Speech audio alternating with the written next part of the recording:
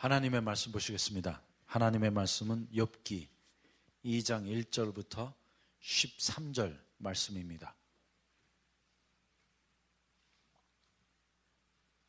다 같이 한 목소리로 하나님의 말씀을 선포하시겠습니다.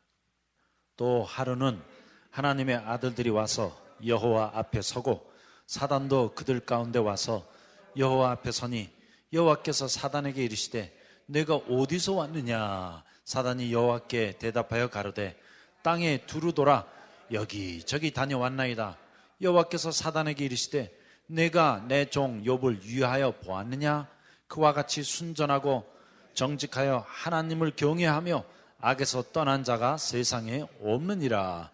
내가 나를 격동하여 까닭없이 그를 치게 하였어도 그가 오히려 자기 순전을 굳게 지켰느니라. 사단이 여호와께 대답하여 가로되 가죽으로 가죽을 바꾸오니 사람이 그 모든 소유물로 자기 생명을 바꾸올지라. 이제 주의 손을 펴서 그의 뼈와 살을 치소서. 그리하시면 정령 대면하여 주를 욕하리이다. 여호와께서 사단에게 이르시되 내가 그를 내 손에 붙이노라. 오직 그의 생명은 해하지 말지니라. 사단이 이에 여호와 앞에서 물러가서 욥을 쳐서 그 발바닥에서 정수리까지 악창이 나게 한지라. 욥이 재 가운데 앉아서 기와 조각을 가져다가 몸을 긁고 있더니 그 아내가 그에게 이르되 당신이 그래도 자기의 순전을 굳게 지키느냐? 하나님을 욕하고 죽으라. 그가 이르되 그대의 말이 어리석은 여자 중 하나의 말 같도다. 우리가 하나님께 복을 받았은즉 재앙도 받지 아니하겠느냐 하고 이 모든 일에 욥이 입술로 범죄치 아니하니라. 때에 욥의 친구 세 사람이 그에게 이 모든 재앙이 임하였다 함을 듣고 각각 자기 처소에서부터 이르렀으니 곧 대만 사람 엘리바스와 수아 사람 빌닷과 나아마 사람 소발이라. 그들이 욥을 조문하고 위로하려 하여 상약하고 오더니 눈을 들어 멀리 보매 그 욥인 줄 알기 어렵게 되었으므로 그들이 일제히 소리질러 울며 각각 자기의 겉옷을 찢고 하늘을 향하여 티끌을 날려 자기 머리에 뿌리고 7일 7야를 그와 함께 땅에 앉았으나 욥의 공고함이 심함을 보는 고로 그에게 한 말도 하는 자가 없었더라. 아멘.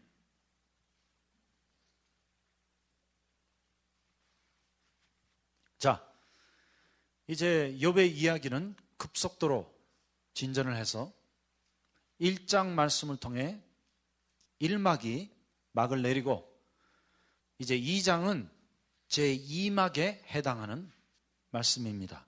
그래서 우리가 욥기를 지금까지 연극으로 봤죠?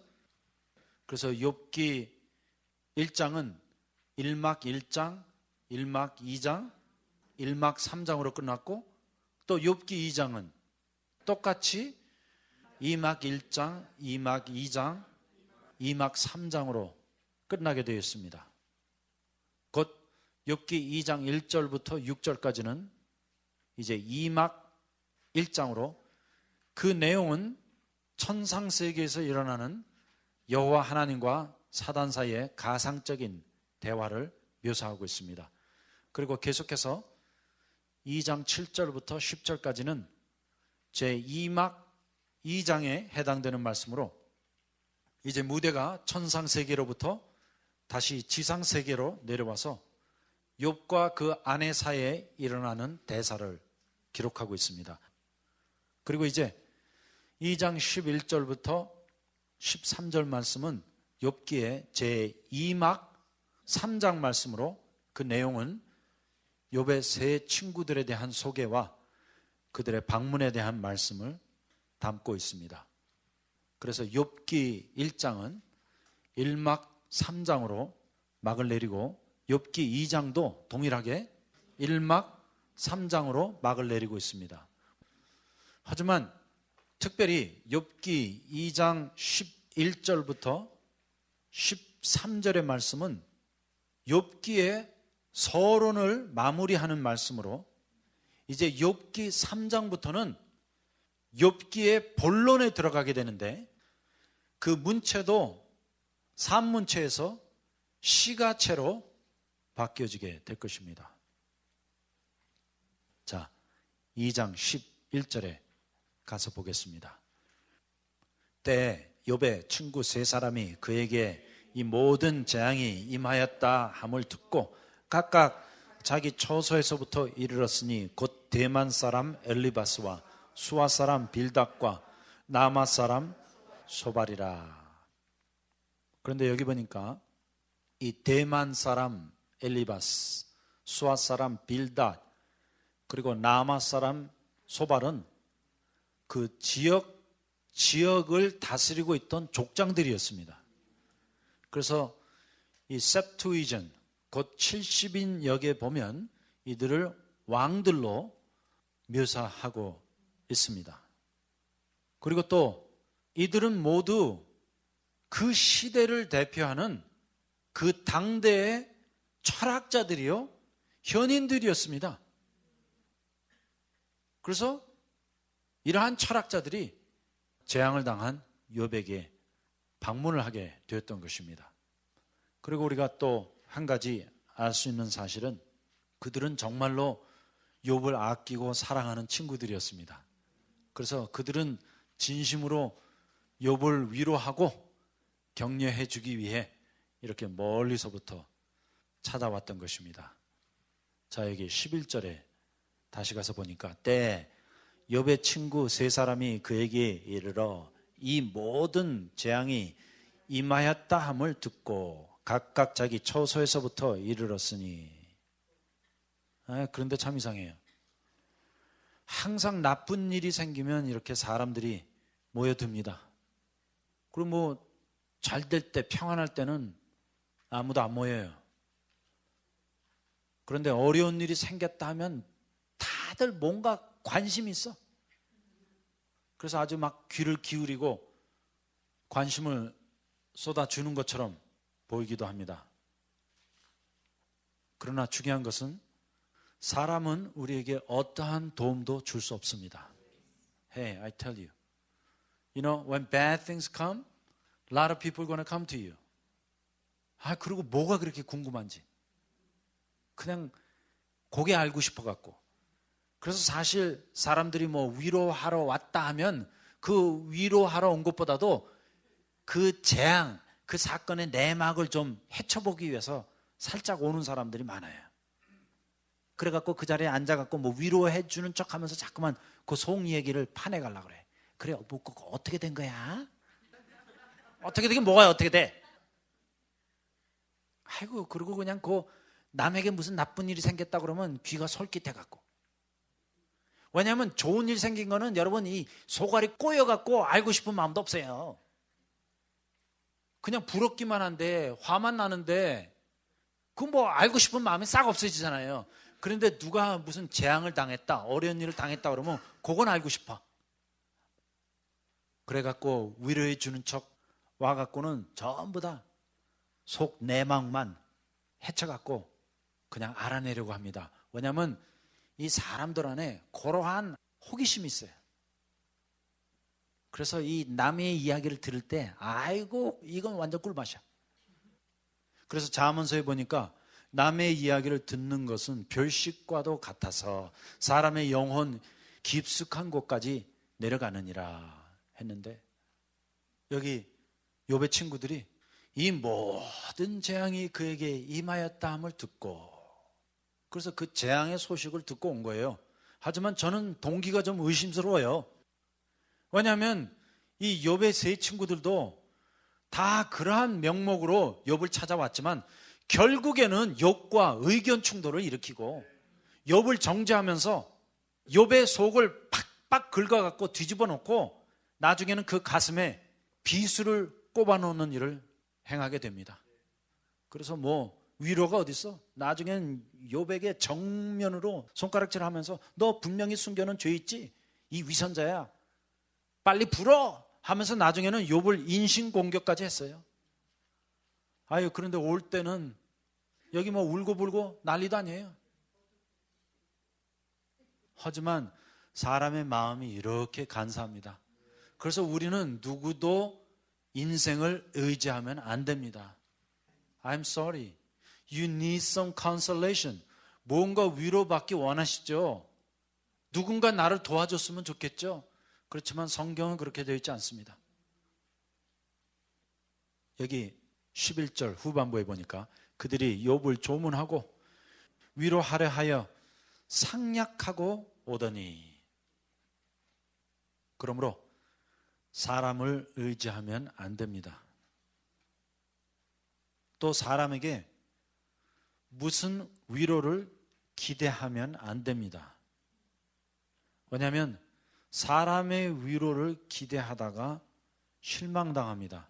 그래서 우리가 어려운 일을 당했을 때 사람이 찾아오면 자꾸만 그 사람을 의지하고 기댈 수밖에 없어요. 아이고, 저 사람을 통해서 무슨 위로를 좀 받지는 않을까 했는데 웬걸 와서 위로는 해주기커녕 그냥 속을 박박 긁어놓고 가슴에 비수를 꼽고 가버리는 일들이 수없이 많이 일어나기 때문에 위로를 기대하다가 실망을 당하는 경우가 대부분이에요.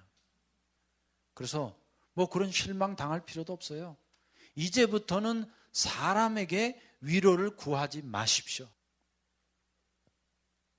다만 우리가 할 수 있는 것은 이 완전무오한 절대 불변하는 하나님의 말씀을 갖고 가서 하나님의 말씀을 드리면 그것으로 모든 위로가 다 끝난 거예요.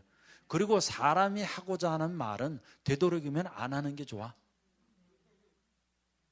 아이고, 우리 프린스턴에 계신 이상현 박사님 외동딸이 그냥 사고로 죽었잖아요.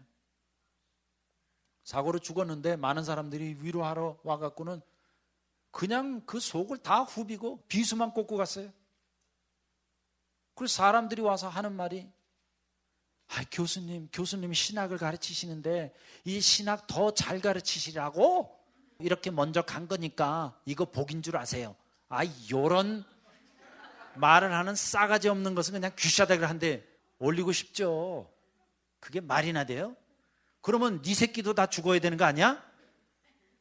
그런 거 아니에요. 야, 너는 인생 공부 필요 없냐? 아이고, 그리고 저 일본에 계신 차 선교사님, 그저 평생을 고생해갖고 애 키웠는데 그중에 맏아들이 이 신체 불구자였어요. 그런데 자기가 공부 열심히 해갖고 결국은 의사 돼서 저 지방에 내려가서 병원 차리고 결혼해서 아기 낳고 행복한 가정 꾸리고 있는데 이 선교사님은 일본에 가서 선교 사역하고, 그런데 어느 날 한국에서 급한 전화가 온 거예요. 아이고, 어머니 큰일 났습니다. 빨리 한국으로 들어오세요. 그래서 비행기를 타고 들어가 봤더니 제가 지금 확실히 기억은 못하지만 자동차 사고가 크게 나서 그 선교사님이 도착하시는 날 세 식구가 다 죽었어요. 그러니 그 장례식 때 정말 어머니가 넋이 나가갖고 그냥 망연자실하게 앉아있는데 사람들이 와서 그런 말을 하더래. 어머니 둘째 아들이 또 있잖아요. What the hell are you talking about? 여러분, 둘째 아들이 있다고 그래갖고 첫째 아들 잃어버린 그 마음이 위로가 되겠어요? 그래서 제발 어디 가면 저 shut up, 그냥 입 닥치는 게 가장 좋은 위로예요. 그리고 그냥 같이 있어주세요. 같이 있어주세요. Just to be with them is enough consolation. 그래서 이러한 재앙을 당한 사람, 어려운 일을 당한 사람에게는 입 안 여는 것이 참 지혜예요. 그래서 여기 욥의 세 친구가 첫 번째 7일 7야는 잘했어요. 여기 보니까 한마디 말도 하지 아니하였더라 했는데 그 다음서부터 입을 열기 시작하는데 이때 이 욥의 가슴을 박박 긁어놓고 거기다 비수 꽂고 가잖아요. 그런데 공의로우신 하나님께서 나중에 욥의 친구들에게, 야, 너 욥한테 가서 사과해! 그리고 욥이 너희들을 위하여 기도해 줄 때 너희 모든 죄가 사함을 얻고 너희도 축복받으리라. 그렇게 하나님께서 혼내키셨어요. 그런데 욥의 친구들 엘리바스, 빌닷, 소발, 이 세 사람이 와서 이제 욥과 논쟁을 하는데 사실 이들은 그 가정 자체가 다 틀려 있었습니다. They had an absolutely wrong premise. 곧 그들은 욥이 죄를 졌다 이것을 먼저 가정하고 계속 욥을 고소하고 정죄했던 것입니다. They made the wrong assumption about Job. 그래서 욥에 대하여 그냥 가정을 해버린 거예요. 그래서 절대 우리가 누구에게도 가정하면 안 돼요. 야, don't assume nothing. You know no fact. 우리가 완전히 다 알고 있지 못하기 때문에 그 속사정 알지도 못하고 그릇된 가정하지 마세요. 아이고 그냥 자기가 자기 나름대로 다 가정하고 판단해 나갔고 이미 다 죄인으로 정죄해버리잖아요. I mean, they came with this pre-understanding. 그래서 그들은 이미 욥에 대한 선입관을 갖고 온 거예요. 그런데 하나님의 말씀이 위대한 것이 그들의 가정은 틀렸는데 그들의 하는 말은 다 옳았습니다. This is the incredible paradox of Job. Even though their premise was wrong, everything they said was still the truth. 그러므로 욥기의 신비가 그들이 그릇된 가정, 그릇된 선입관을 갖고 욥을 대적하여 고소하고 정죄했지만 곧 가정 그 자체, 선입관 자체는 틀렸는데도 그들이 하는 말들은 전부 다 성경의 진리예요. 그래서 여기에 욥기의 패러독스가 들어있는 것입니다. I mean, how could this be? You have a wrong premise and yet what you're saying is right. 왜냐하면 욥기는 하나님의 말씀이기 때문에, 왜냐하면 가정도 틀리고 그들이 하는 말도 틀렸다면 그들이 하는 말은 이 성경에 들어오면 안 되죠. 왜냐하면 하나님의 말씀은 완전 무오한 진리이기 때문에, 그러므로 그들이 하는 말은 전부 다 진리였지만 가정이 틀렸기 때문에 그들이 선입관을 갖고 있었기 때문에 욥에게만 적용되지 못한 거예요. However, this is the word of God. This is the truth. Yeah, so that's how you approach the book of Job. You need to approach it from a paradoxical standpoint. 그래서 욥기의 말씀이 신비의 절정인 것입니다. 그러므로 이 모든 욥의 친구들의 말도 들을 만한 게 참 많아요. 다만 틀린 게 있다면 가정과 선입관, 그건 완전 틀렸어. 하지만 이들의 말은 진리의 말씀이요, 그 당대 현인들의 지혜서입니다. 그래서 친구의 말도 읽다 보면 은혜가 돼요. 다만 가정은 다 틀렸어.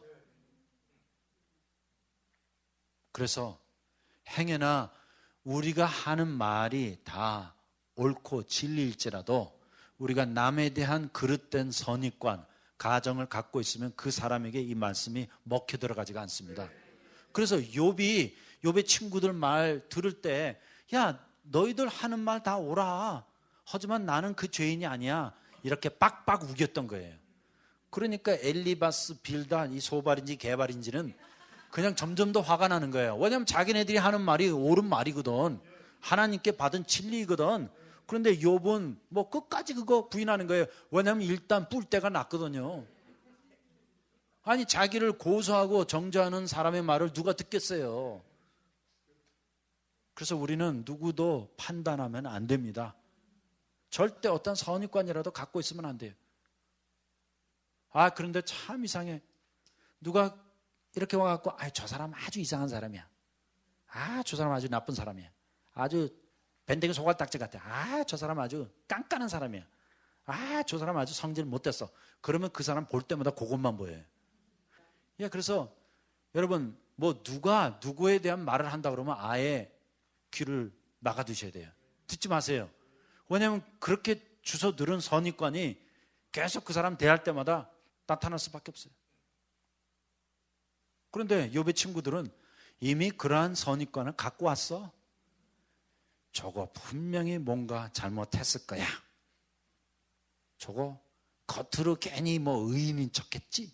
자기만 순전하고 뭐 정직하고 경건하고 의로운 척했지. 그거 딱 걸렸다. 그러한 마음으로 온 거예요.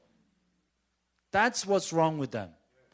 So everything they said was right and yet it meant nothing to Job. 그래서 비록 그들이 하는 말은 다 옳았지만 욥에게는 아무 위로도 소용도 안 됐던 거예요.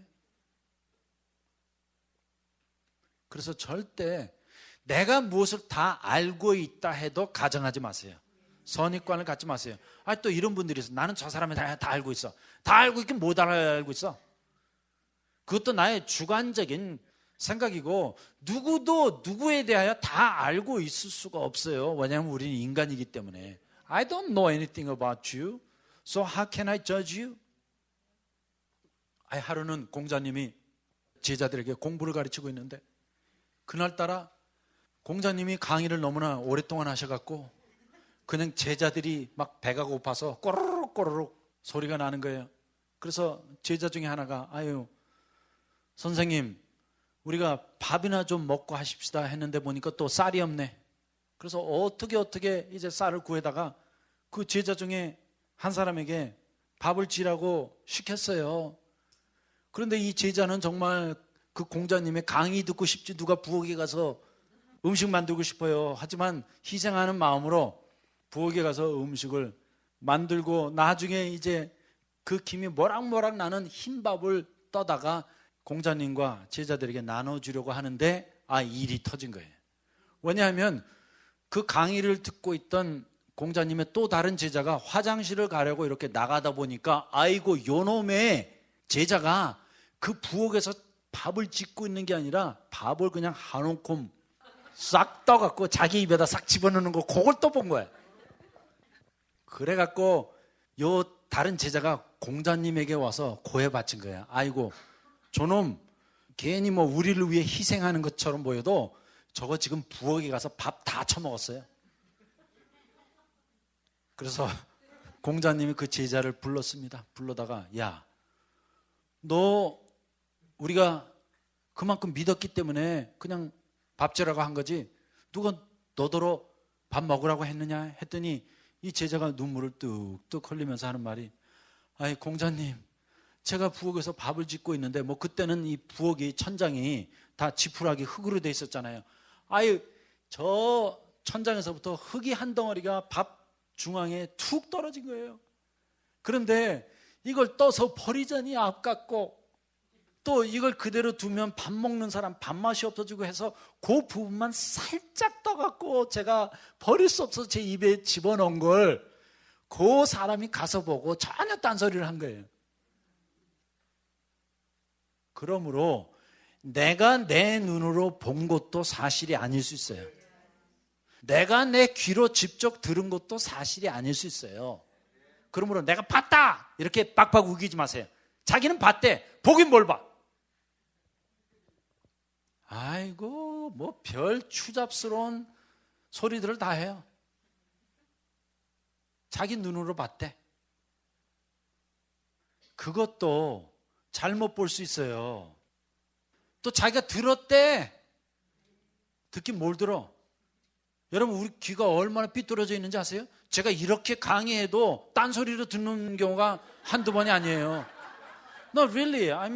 아를 얘기했는데 어를 듣고 가갖고 딴 데 가서 이현수 목사가 어라고 그랬대. 저는 분명히 아라고 그랬는데. 그래서 내 눈도 온전치 못하고 내 귀도 온전치 못하고 내 양심도 온전치 못하고 내 감정도 온전치 못하기 때문에 우리는 무엇에 대하여 가정할 수도 없고 판단할 수도 없고 선입관을 가질 수도 없습니다. 그런데 욥의 친구들은 이러한 영적인 진리를 이해하지 못했던 거예요. 그래서 욥을 위로하러 왔지만 사실 그들은 이러한 그릇된 가정과 선입관으로 가득 차 있었던 것입니다. 그렇기 때문에 우리는 절대 사람을 통해서 위로받으려고 하면 안 됩니다. 왜냐하면 어떠한 사람도 그러한 선입관이 없는 사람이 없어요. 그래서 누가 누구를 위로한다 해도 먼저 그 사람을 위로하기 전에 판단과 정죄가 앞설 수밖에 없어요. 그리고 속으로 하는 말이 그래도 분명히 뭔가 저거 뒤로 호박씨를 깠든지 분명히 꼽을 쳐둔 죄가 있을 거야. 이렇게 생각하는 것이 인간의 본질이에요. 그래서 오히려 우리는 무언 중에 오직 주님을 의지하고 주님을 의뢰해야 합니다. 왜냐하면 주님에게는 어떠한 선입관도 없으십니다. 또 주님은 어떠한 가정도 하지 않으십니다. 왜냐하면 주님은 완벽한 객관적인 진리로만, 사실로만 알고 계시기 때문에. 그런데 그렇게 모든 것을 알고 계신 하나님께서는 누구도 정죄하지 않으십니다. God who knows everything, don't judge and condemn nobody. 그래서 요한복음 8장에 보면 예수께서 그 간음 중에 잡힌 여자를 향하여 하신 말씀이 너를 정죄하던 사람들이 다 어디 있느냐 했을 때 이 여자가 아무도 없나이다. 그렇게 답하잖아요. 그때 주님께서 하시는 말씀이 Neither do I condemn you. 나도 너를 정죄치 아니하노니. 그런데 주님이야말로 정죄하실 거 많지요. 왜냐하면 이 여자에 대하여 다 알고 있으니까. 그런데 주께서 하시는 말씀이 Neither do I condemn you. Go! 이제 가서 and sin no more. 다시는 죄 짓지 말라. 와, 저는 그 여인이 다시는 죄 짓지 않았다고 믿습니다. I believe that woman sinned never again. You know why? Because Jesus didn't condemn her. 왜냐하면 예수님이 그 여인을 정죄하지 않았기 때문에. 그래서 정작 정죄하실 수 있는 하나님께서는 정죄하지 않으십니다. 판단치 않으십니다. 그런데 이 인간들이 문제야. 사람은 정죄하고 판단합니다. 그래서 요한복음 3장 17절에 보니까 내가 이 땅에 온 것은 이 세상을 정죄하려고 온 것이 아니라 오히려 나로 말미암아 이 세상을 구원하려 함이라. Jesus said in John 3:17, I came not to condemn the world, but I came to save the world through me. 그리고 주님께서 이렇게 말씀하세요. 내가 정죄치 아니하는 것은 이미 이 세상이 정죄를 받았습니다. I condemn not the world because the world already stands condemned. 그러므로 우리는 이미 정죄받은 존재들이에요. 그러므로 주님께서 오셔서 다시 우리 정죄하실 필요가 없어요. 우리는 이미 지옥 가기로 결정된 정죄받은 죽어 마땅한 인생들인데 거기에다가 또 무슨 정죄를 더 할 수 있겠습니까? 그러므로 주님은 오직 자비와 긍휼을 베풀러 오셨습니다. 그러므로 오직 주님만이 정죄치 아니하십니다. 그래서 우리가 주님을 의뢰하고 의지할 수 있는 것이에요. That's why we can go to Jesus. He accepts me just the way that I am. 오직 주님만이 나를 내 모습 이대로 그냥 용납하시고 수용하시고 주님만이 내 마음을 이해하시고 동정하십니다. 왜냐하면 주님의 마음, 그 속성과 성품의 핵심이 compassion입니다. 긍휼이에요. 자비예요. 사랑이에요.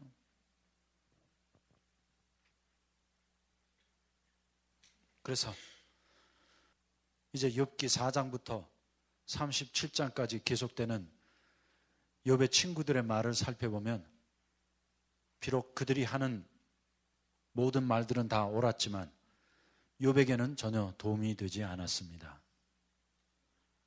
이와 같이 사람들이 하는 말은 다 옳아도 나를 위로하고 구원하는 데는 아무 소용이 없습니다. So give it up, people.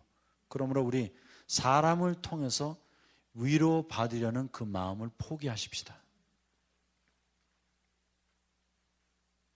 그들이 욥을 조문하고 위로하려 하여 상략하고 오더니 눈을 들어 멀리 보매 그 욥인 줄 알기 어렵게 되었으므로 그들이 일제히 소리질러 울며 각각 자기 겉옷을 찢고 하늘을 향하여 티끌을 날려 자기 머리에 뿌리고 7일 7야를 그와 함께 땅에 앉았으나 욥의 공고함이 심함을 보는 거로 그에게 한 말도 하는 자가 없었더라. 그리고 나서 이제 제2막 3장이 막을 내리게 됩니다. 그리고 욥기 3장은 이제 욥기의 제3막 또 새로운 장이 올라가게 되는데, 그 욥기 3장을 통해서는 이제 욥의 모놀로그, 그 독백이 나오고, 욥기 4장은 욥기의 제4막이 올라가는데, 이때부터는 욥과 세 친구들의 정말 불튀기는 변론이 시작될 것입니다. 이렇게 해서 이제 욥기의 이야기가 계속될 것입니다. 그런데 정말 3장이 기대가 되죠?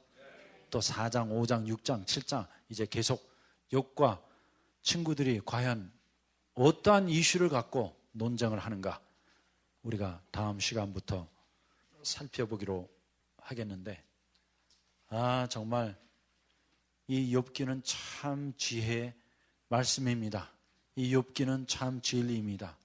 그러므로 이제 욥기 제2막 3장을 통해서 우리가 얻을 수 있는 교훈은, 우리는 어느 누구에게도 사람에게 위로를 구하거나 무엇을 얻을까 바라지 마시고 오직 주님만 바라보시고 주님께 여러분의 모든 고통과 갈등과 또 환난을 다 토설하시고 오늘 주님의 말씀을 통해 참 위로 받으시기 바랍니다. 기도하겠습니다. 주님, 다시 한번 주신 말씀을 감사합니다. 욥이 이렇게 큰 재앙을 당했을 때 욥의 세 친구들이 멀리서부터 왔지만 결국 그들은 욥을 위로해 주지 못했습니다. 오히려 그를 판단하고 정죄하기에 급급했는데, 오히려 주님은 우리의 모든 죄를 다 알고 계시면서도 단 한 번도 우리를 판단하거나 정죄치 아니하십니다. 오히려 우리를 우리 모습 그대로 받아주시고 참으로 위로해 주시며 이해해 주시는 분은 오직 주님 한 분밖에 없습니다. 그러므로 이 시간에 사람을 의뢰하는 것이 아니라, 사람을 바라보는 것이 아니라, 사람을 기대하는 것이 아니라 오직 주님을 의뢰하고 오직 주님을 바라고 또 주님을 의지합니다.